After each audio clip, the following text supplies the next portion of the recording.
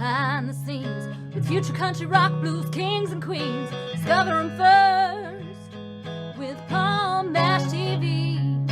Palm Mash TV.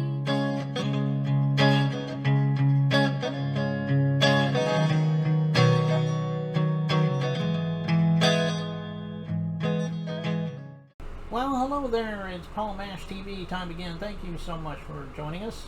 Another great interview is coming up shortly, but don't forget about the subscribe and bell buttons below you there. And anytime you click those, you'll be always notified of any new episodes coming your way. And leave a comment on the comment section if you like. We'd love to hear from you there.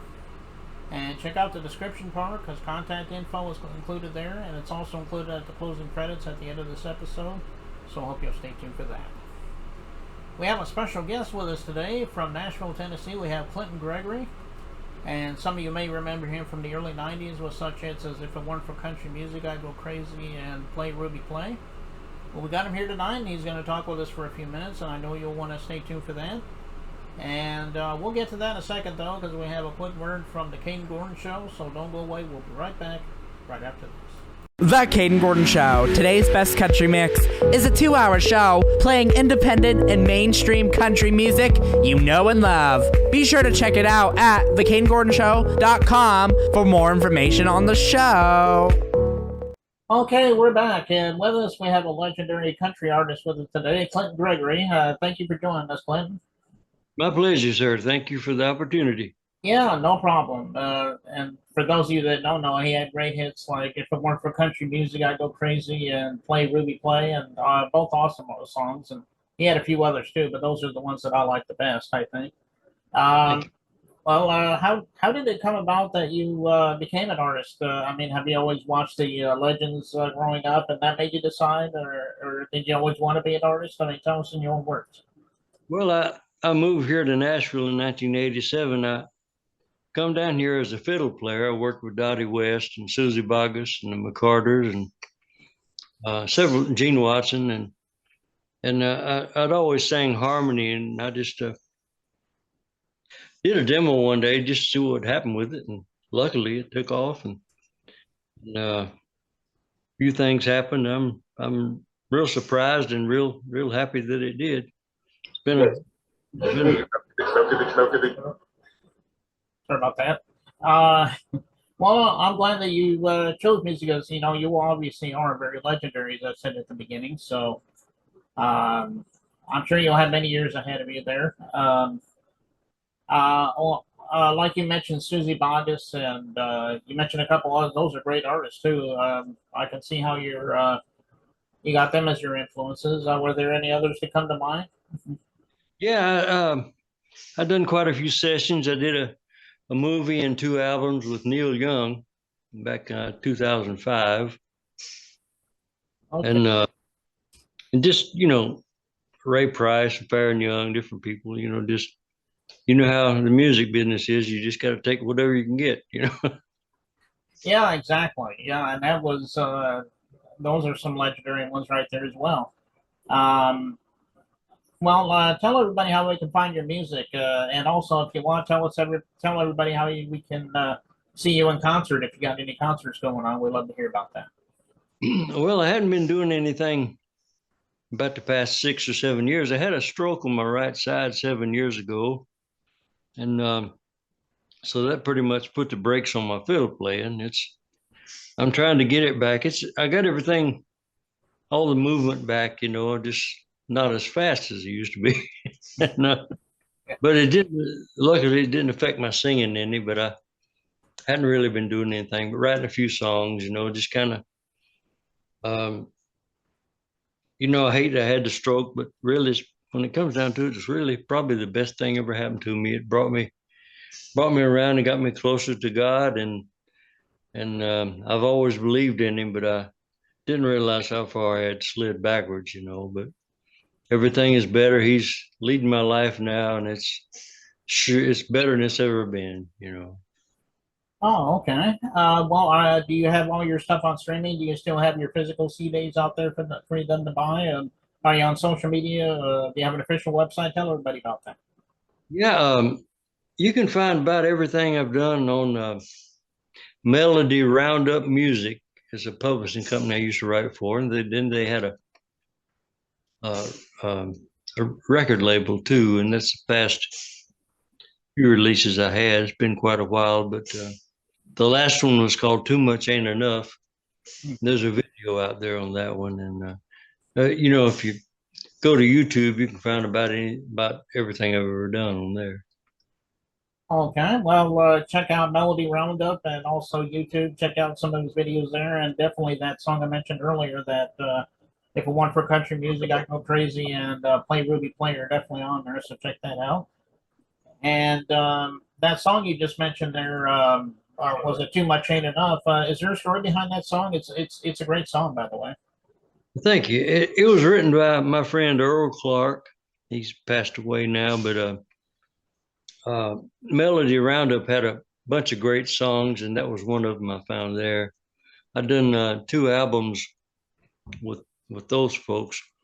Did a bluegrass album. You can find it as well. It's the Clinton Gregory Bluegrass Band, and it's I'm real proud of that. That's what I grew up playing, is bluegrass music, and then got into country music in the 80s and 90s. And I just love music altogether. I really missed the fiddle playing. That's really all I wanted to do. But I'm not complaining about the singing. I had some good things happen with that. Oh, okay. Well, is there really a story behind it? I mean, like, did it just kind of come to you somehow? Is it a true to life story? Or? Yeah, it's like I say, my friend Earl Clark wrote it, and it's it kind of fits anybody that's had a hard time somewhere in their life. Everybody that heard it says it helps them a little bit, so I guess it does what it's supposed to. Okay, well, everybody check this video out. We're going to play that in just a second, but Clinton, we want to thank you so much for being on the show today. We'd love to have you back again sometime if you got anything new to plug for us in the meantime. It's my pleasure, sir, and I thank you very much for the opportunity. Okay. And, I look forward to speaking with you again, I hope. Yeah, I'd love that. So let's go right to it. The video, and it begins right now.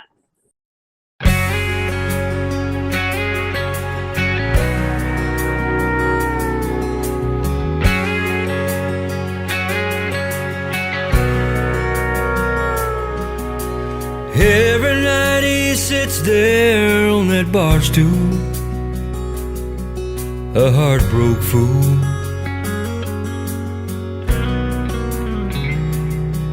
And a little bit after 1, the barkeep says, "Now son, you know the rules." But he can't stand up, but he tries, as he replies, "What'll you do when too much ain't enough? When you can't pass out and you can't pick yourself up? How do you face these long and lonely nights without one single piece of your mind? And you're out of luck, 'cause you've had too much, and too much ain't enough."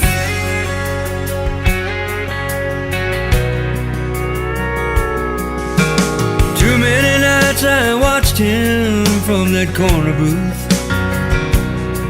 but I should be with you.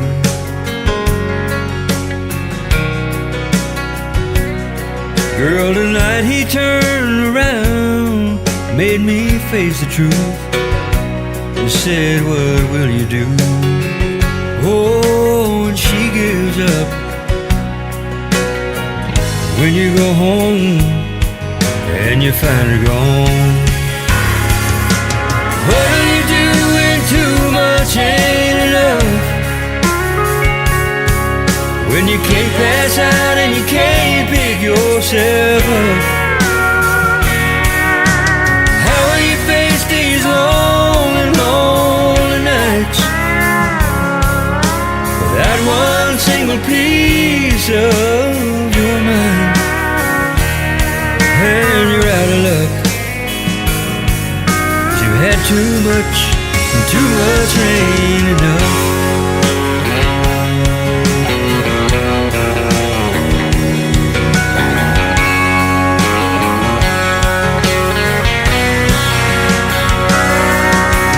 What do you do when too much ain't enough?